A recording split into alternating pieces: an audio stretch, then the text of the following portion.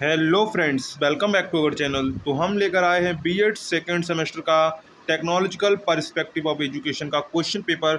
इसके क्वेश्चंस के जो एग्ज़ाम है वो आपके एग्ज़ाम के लिए वेरी वेरी इंपॉर्टेंट क्वेश्चंस हैं। इन क्वेश्चंस को आपको अच्छे से तैयार कर लेना है और उनको अच्छे से रीड कर लेना है, जिससे आपका कल होने वाला पेपर यानी कि आपका जो 2 अगस्त को पेपर होगा उसके लिए आपके वेरी वेरी इंपॉर्टेंट क्वेश्चंस हैं। इन क्वेश्चन को आपको अच्छे से तैयार कर लेना है। साथ में अगर आपने अभी तक चैनल को सब्सक्राइब नहीं किया है तो चैनल को कर लेंगे सब्सक्राइब और साथ में वीडियो कर देंगे लाइक और दोस्तों में शेयर करना ना भूलें, जिससे वो भी अपना तैयारी अच्छे से कर सकें। तो सबसे पहले क्वेश्चन से हम करते हैं शुरुआत। सबसे पहला हमारा क्वेश्चन है, ब्रूस जॉइस ने आधुनिक शिक्षण प्रतिमानों को कितने परिवारों में विभक्त किया है? तो कितने परिवारों में विभक्त किया है? उन्होंने 4 परिवारों में विभक्त किया है, 4 परिवारों में विभक्त किया है। इसके बाद है नेक्स्ट, इनमें से कौन शिक्षण प्रतिमान का भाग नहीं है? तो कौन नहीं है? शिक्षण प्रतिमान का कौन भाग नहीं है? संरचना भाग नहीं है। तो ऑप्शन सी करेक्ट हो जाएगा, सिंटैक्स। इसके बाद नेक्स्ट है, शिक्षण प्रतिमान के पदों की व्याख्या की जाती है।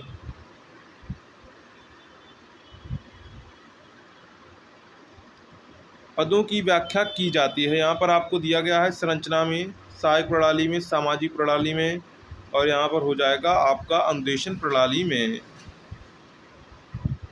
तो यहाँ पे हो जाएगा संरचना में, किसमें? संरचना में। इसके बाद है, छात्रों की संगठनात्मक संरचनाओं को प्रभावी बनाने के लिए कौन सा प्रतिमान प्रयोग किया जाता है? तो कौन सा प्रतिमान प्रयोग किया जाता है?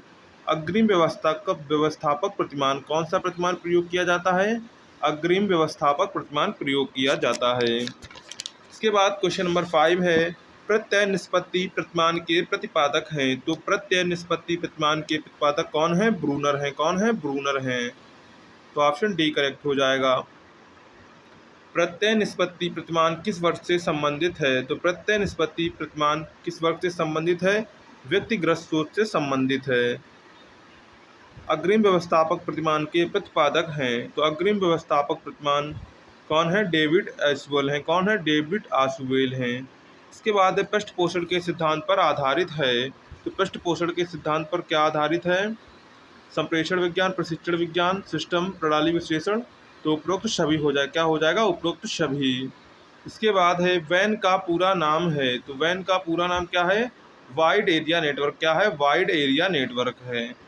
फ्लैंडर की अंतःक्रिया विश्लेषण प्रणाली में कक्षा व्यवहार के कितने वर्गों में विभाजित किया गया है? तो कितने वर्गों में किया गया है? 10 वर्गों में विभाजित किया गया है। तो ऑप्शन बी करेक्ट हो जाएगा।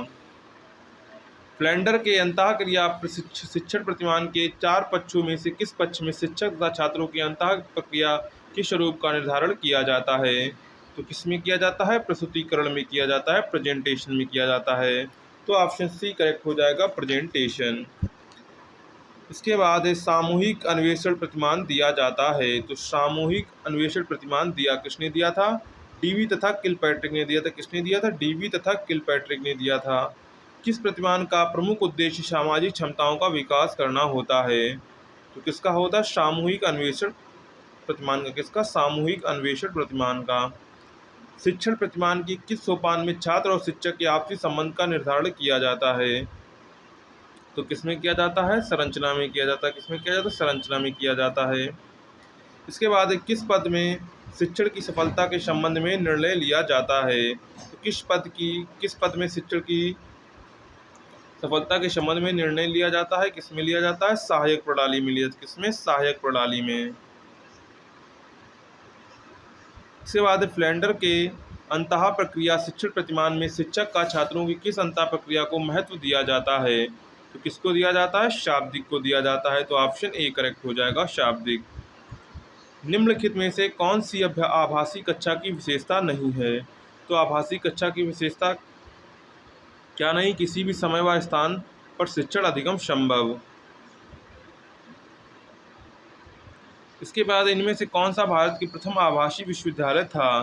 तो तमिल वर्चुअल यूनिवर्सिटी। कौन सी? Tamil virtual university. तो ऑप्शन आपका ए करेक्ट हो जाएगा, तमिल वर्चुअल यूनिवर्सिटी। इसके बाद है, निम्नलिखित में से कौन सा आभासी कक्षा का प्लेटफॉर्म नहीं है? कौन नहीं है? ब्लैक बोर्ड नहीं है। केबल टीवी नेटवर्क किसका उदाहरण है? तो केबल टीवी नेटवर्क लैन का उदाहरण है। आभासी कक्षा में किस प्रकार के उद्देश्य की प्राप्ति संभव नहीं है? ज्ञानात्मक, बोधात्मक, अनुप्रयोगात्मक, भावात्मक। तो यहाँ पर क्या हो जाएगा? अनुप्रयोगात्मक, क्योंकि यहाँ पर आपको अनुप्रयोग का मतलब यहाँ पर आपको प्रयोग नहीं दिखाए जा सकते, क्या कर सकते? प्रयोग नहीं कराए जा सकते हैं।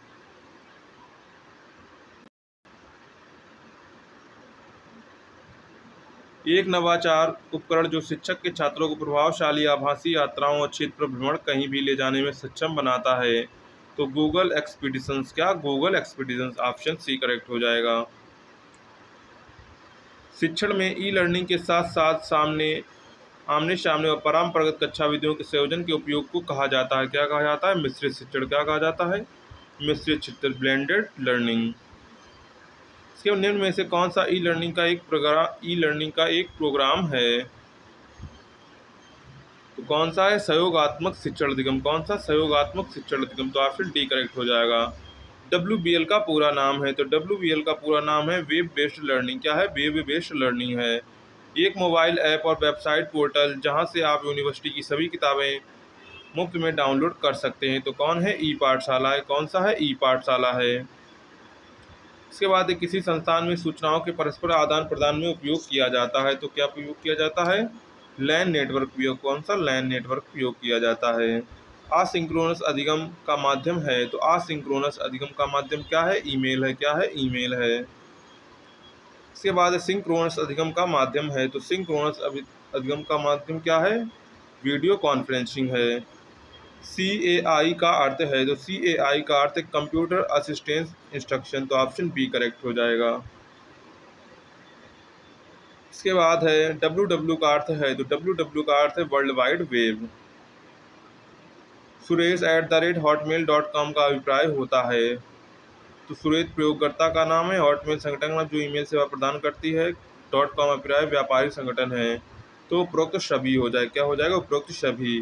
शैक्षणिक संस्थानों के लिए निर्धारित किया गया DNS है, डोमेन नेम सर्वर है, तो .e.edu है। इसके बाद इग्नू द्वारा शुरू किया गया शैक्षणिक कार्यक्रम शैक्षणिक चैनल है, तो इग्नू द्वारा शुरू किया गया शैक्षिक चैनल कौन था? ज्ञान दर्शन। कौन था? ज्ञान दर्शन। इसके बाद कौन सा ब्राउज़र नहीं है? तो कौन सा ब्राउज़र नहीं है? गूगल। क्या है? गूगल ब्राउज़र नहीं है। इसके बाद है निम्नलिखित में से कौन सा ICT का दोष है? तो गति से फैल रही अफवाह। क्या है? गति से फैल रही अफवाह। कौन सा सर्वर का प्रकार नहीं है? तो ये हो जाएगा फाइल सर्वर। क्या हो जाएगा? File server.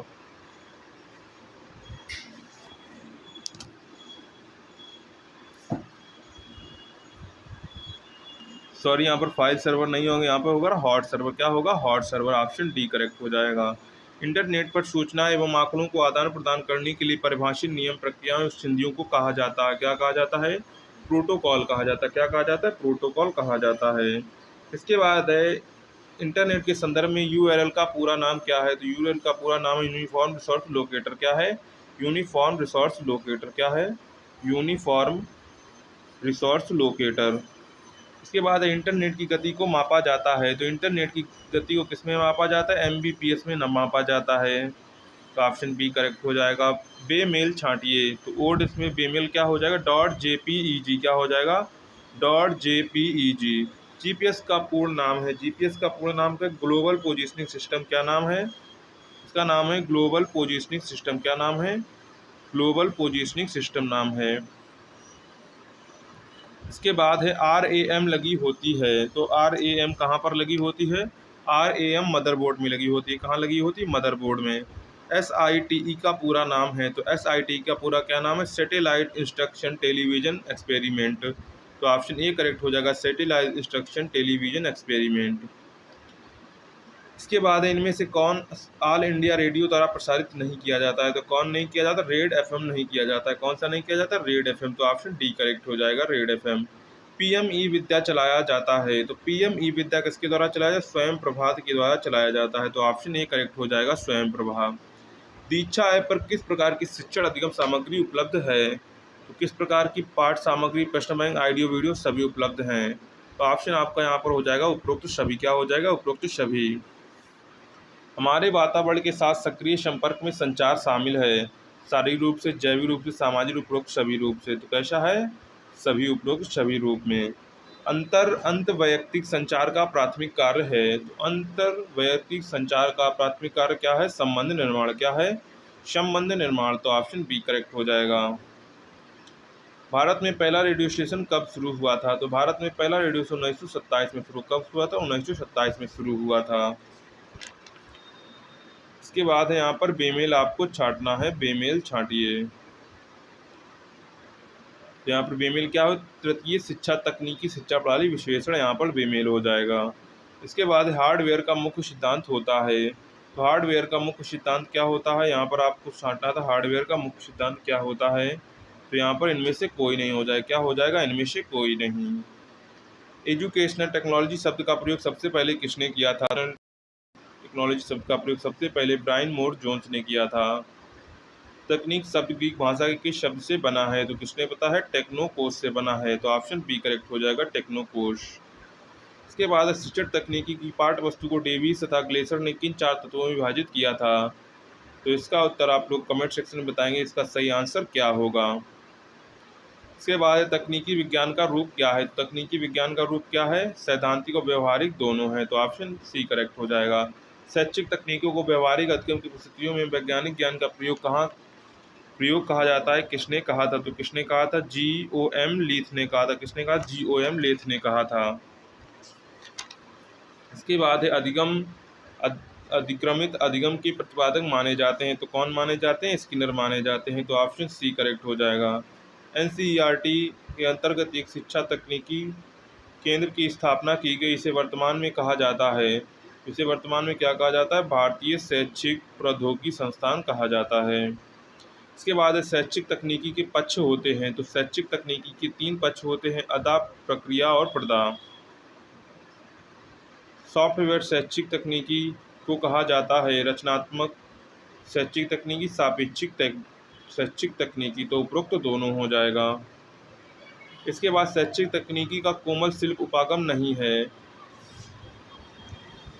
Which is not the software approach educational technology, teaching method, transparencies and slides, overhead projector, computer program. यहाँ पर हो जाएगा टीचिंग मेथड्स। इसके बाद शैक्षिक तकनीकी का उद्देश्य है। तो शैक्षिक तकनीक का उद्देश्य क्या है? शिक्षण और सीखने के तरीकों को विकसित करना। अभिक्रमित अनुदेशन संबंधित है। Programme instruction is associated with. तो प्रयास और त्रुटि सिद्धांत से। व्यवहार तकनीकी के जन्मदाता हैं। तो व्यवहार तकनीकी जन्मदाता कौन है? स्किनर है। कौन है? स्किनर हैं। इसके बाद नेक्स्ट क्वेश्चन है, शिक्षण तकनीकों को विकसित करने का श्रेय जाता है। तो शिक्षण तकनीकी को विकसित करने का श्रेय फ्लैंडर को जाता है। यहाँ पर शिक्षण तकनीकों को विकसित करने का श्रेय किसे जाता है? मॉरिसन व हार्वर्ड को जाता है। इसके बाद है अनुदेशन का तात्पर्य होता है। तो अनुदेशन का तात्पर्य क्या होता है? शिक्षण करना, सूचनाएं प्रदान करना, सीखना, उपरोक्त सभी हो जाएगा। शिक्षा के क्षेत्र में अभिक्रमित अध्ययन का उपहार प्रदान किया है। किसने प्रदान किया? शिक्षा तकनीकी ने प्रदान किया है। व्यवहार तकनीकी का आधार होता है। तो व्यवहार तकनीकी का आधार क्या होता है? मनोवैज्ञानिक होता है। इसके बाद सूक्ष्म शिक्षण उदाहरण है। तो सूक्ष्म शिक्षण किसका उदाहरण है? शिक्षक तकनीकी का है। किसका? शिक्षण तकनीकी का। शिक्षण के कितने प्रकार होते हैं? तो शिक्षण के 3 प्रकार होते हैं। कितने प्रकार होते हैं? 3। शिक्षण के 3 प्रकार होते हैं। खुला विश्वविद्यालय उदाहरण है। तो खुला विश्वविद्यालय उदाहरण है किसका? शिक्षण तकनीकी का, अनुदेशन तकनीक, व्यवहार तकनीक का, उपरोक्त सभी। आंसर हो जाएगा उपरोक्त सभी का। शिक्षण की उत्तर क्रिया अवस्था के अंतर्गत आता है। तो शिक्षा का मार्गदर्शन क्या आता है? शिक्षण का मार्गदर्शन। तो ऑप्शन डी करेक्ट हो जाएगा, शिक्षण का मार्गदर्शन। इसके बाद है अनुदेशन द्वारा उद्देश्यों की प्राप्ति होती है। तो अनुदेशन द्वारा उद्देश्यों की प्राप्ति कैसी होती है? भावात्मक होती है। प्रोजेक्ट विधि के जन्मदाता हैं। तो प्रोजेक्ट विधि के जन्मदाता कौन है? जॉन डीवी हैं। कौन है? John Dewey. प्रोजेक्ट पद्धति का पहला पद होता है। तो प्रोजेक्ट पद्धति का पहला पद होता है प्रोजेक्ट चुनना। क्या होता है? प्रोजेक्ट चुनना होता है। सही क्या हो जाएगा? प्रोजेक्ट चुनना। इसके बाद निम्नलिखित में से कौन समस्या समाधान में बाधा नहीं है? तो कौन नहीं है? अंतर्दृष्टि का नहीं है, अंतर्दृष्टि। तो ऑप्शन सी करेक्ट हो जाएगा। संगोष्ठी एक प्रकार है, संगोष्ठी एक प्रकार है, किस प्रकार का है? चर्चा विधि का है। चर्चा पद्धति वह विज्ञान है जिसके द्वारा लोग साझा करते हैं अनुभव, विचार और दृष्टिकोण।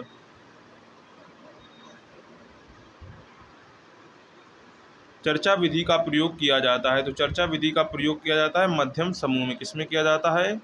मध्यम समूह में। प्रयोग प्रदर्शन विधि सर्वाधिक प्रयुक्त है, किसमें है? विज्ञान शिक्षण में। किसमें है?